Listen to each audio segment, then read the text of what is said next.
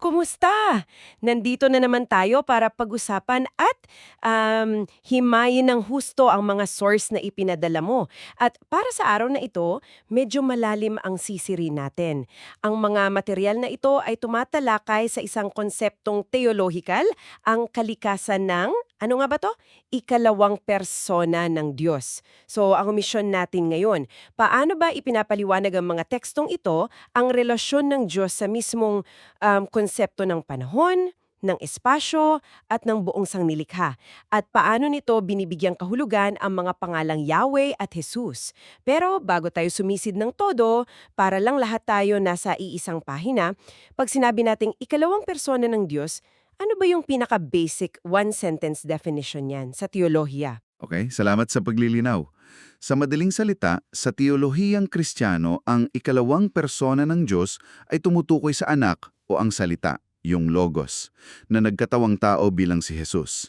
Siya ay itinuturing na ganap na Diyos kasama ng Ama at ng Espiritu Santo, pero may distinct na persona. At ang mga source mo, naglalatag sila ng isang napaka-espesifikong argumento kung bakit itong persona na ito ay parehong walang hanggan, nasa labas ng panahon, at kasabay nito kinakailangang maging isang nilalang.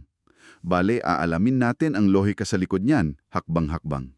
Okay, salamat sa paglilinaw. Simulan natin sa pinakapundasyon. Ayon sa teksto mo, ang ikalawang persona ng Diyos ang nagpapanatili sa kawalang hanggan. Sinasabi rin na ang espasyo-panahon, yung reality natin, ay isang nilikha. At ang konklusyon daw, kung ang Diyos ay nasa loob ng espasyo-panahon, para mo na rin sinabi na isa lang siyang nilalang. Pakibusi nga natin yan. What's fascinating here ay yung matalas na pagkakaiba na ginagawa ng teksto. Ang argumento ay ganito.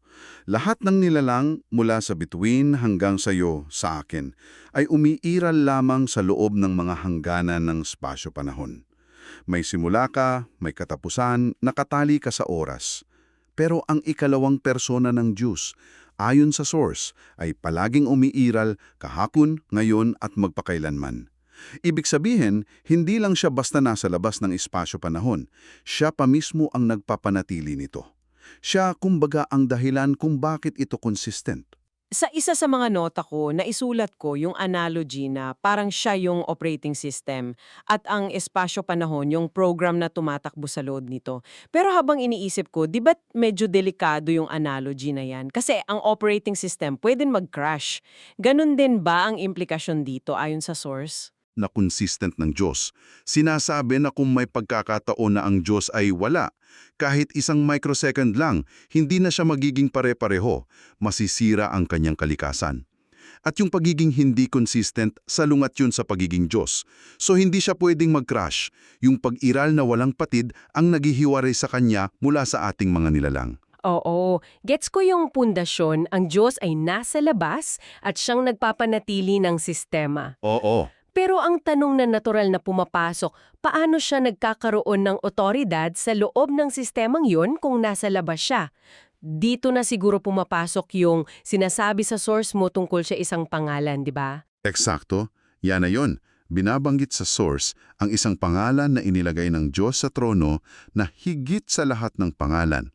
At itong pangalan na ito, ang simbolo at kasangkapan ng kanyang otoridad sa buong espasyo-panahon dahil ito ang kumakatawan sa pinakamataas na kapangyarihan. Ang sinumang may hawak ng pangalang ito ay, siyempre, karapat-dapat sambahin.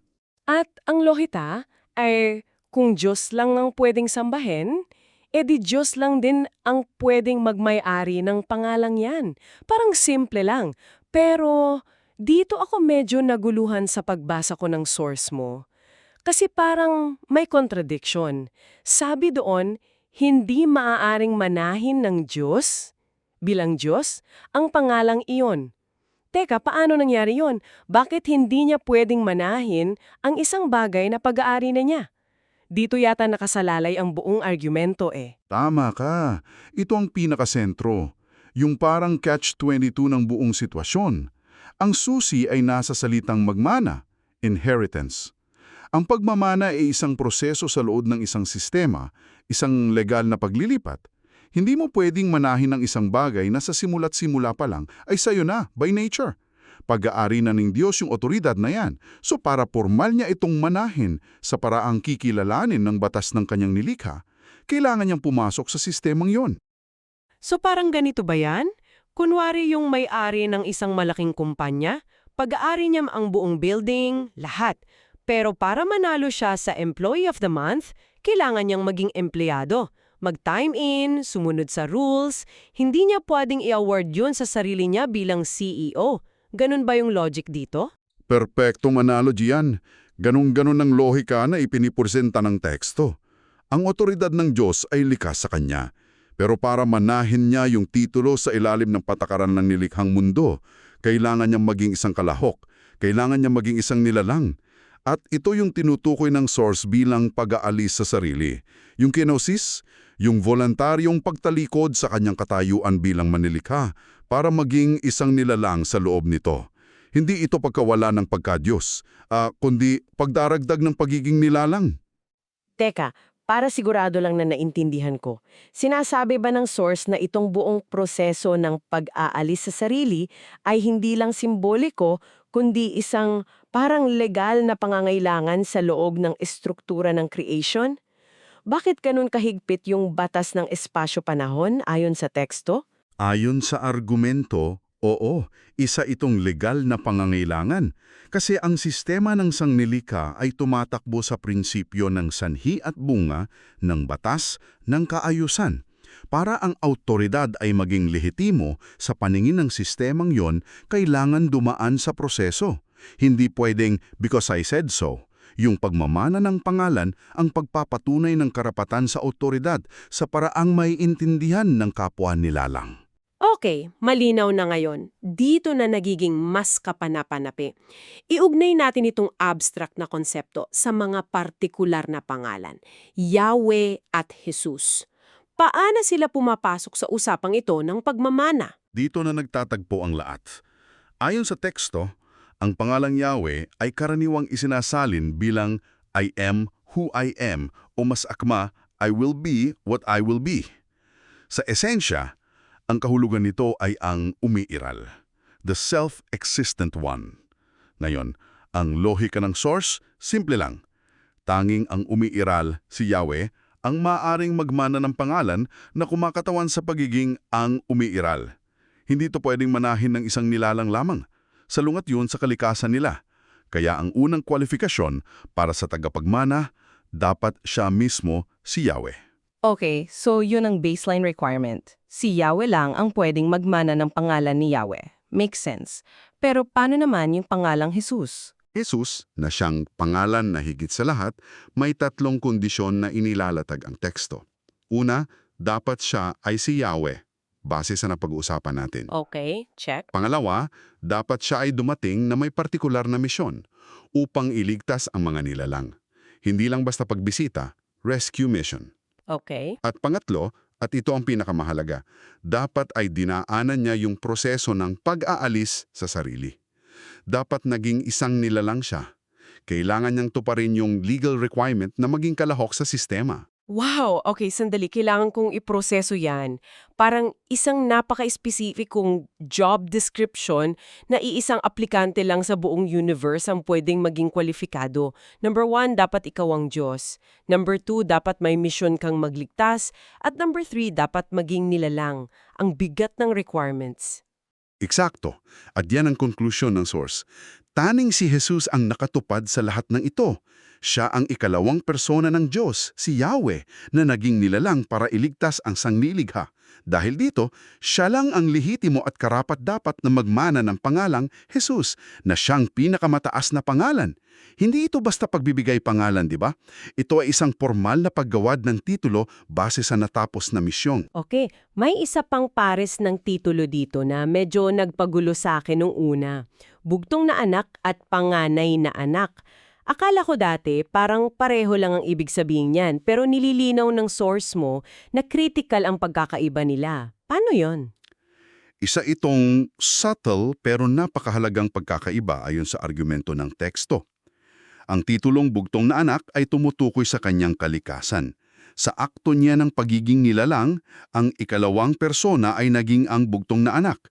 Ang salitang bugtong o only begotten dito ay nagpapahiwatig ng pagiging one of a kind. Siya lang ang Diyos na naging tao.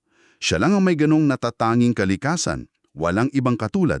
Okay. So bugtong dahil sa kung sino siya. Isang natatanging hybrid, kumbaga, ng pagka-Diyos at pagiging nilalang. Saan naman pumasok yung pagiging panganay? Ang itulong panganay na anak naman ay tumutukoy sa kanyang posisyon at sa resulta ng kanyang ginawa. Ayon sa teksto, sa pamamagitan ng kanyang muling pagkabuhay, pinatunayan niya na siya ang panganay. Ang salitang panganay ay nagpapahiwatig na may mga susunod, may mga kapatid. Dahil sa kanyang ginawa, naging posible para sa mga nilalang na maging mga anak na ampon ng Diyos. At dahil nagkaroon siya ng mga kapatid sa pamamagitan ng pag-aampun, siya ngayon ang naging panganay, ang una sa bagong pamilyang ito. So, para malinaw, bugtong is about what he is by nature, and panganay is about what he made possible for others. Ganun ba? Ganun na nga. At nililinaw ng teksto, kahit na maging mga ampong anak ang mga nilalang, tanging siya ang mananatiling bugtong na anak. Hindi nawawala yung pagiging natatangi ng kalikasan niya. At para lang maging patas, pinabanggit din sa source na may alternatibong pananaw. May mga nagsasabi na maaaring ang ikalawang persona ay orihinal ng bugtong na anak bilang manlilikha at siya ay nagpakababa para maging panganay na anak bilang isang nilalang. So inilalatag ng source ang parehong anggulo. So, what does this all mean? Kung titingnan natin ang buong arko ng pinag-usapan natin, para tayong dumaan sa isang theological na legal thriller. Nagsimula tayo sa Diyos bilang tagapanatili ng kawalang hanggan nasa labas ng sistema. Tama. Para manahin yung otoridad na sa Kanya na. At lahat ng ito ay nagkaroon ng katuparan sa persona ni Jesus, ang bugtong na anak, dahil sa Kanyang kalikasan, na naging panganay para sa kapakanan ng buong sanglilika. Tama. Ang buong argumento ay umiikot sa isang, radikal na ideya. Na ang tunay at lehitimong autoridad, pati na ang kaligtasan sa loob ng nilikhang mundo, ay hindi na ipataw mula sa labas. Nangailangan ito ng isang banal na kilos ng pagpapakababa, ng self-emptying. Ito ay ang pagpasok ng manlilikha sa kanyang sariling nilikha upang tubusin at pamunuan ito mula sa loob.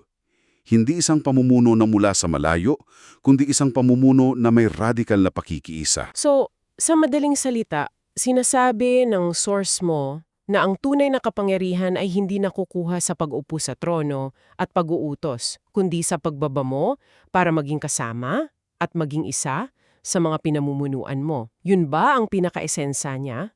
Yan ang pinakapuso ng argumento. Bilang pangwakas na kaisipan para sa iyo na pag-isipan, ang buong argumento ng teksto ay nakasentro sa pagmamana ng isang pangalan bilang representasyon ng otoridad. Kung ang pinakamataas na otoridad, ayon sa lohikang ito, ay nakamit hindi sa pamamagitan ng dahas, kundi sa pamamagitan ng pag-alis sa sarili at pagiging isa sa mga pinamumunuan, ano nga kaya ang sinasabi nito tungkol sa tunay na kalikasan ng kapangyarihan at pamumuno sa anumang konteksto, espiritual man, politikal o maging sa ating personal na buhay?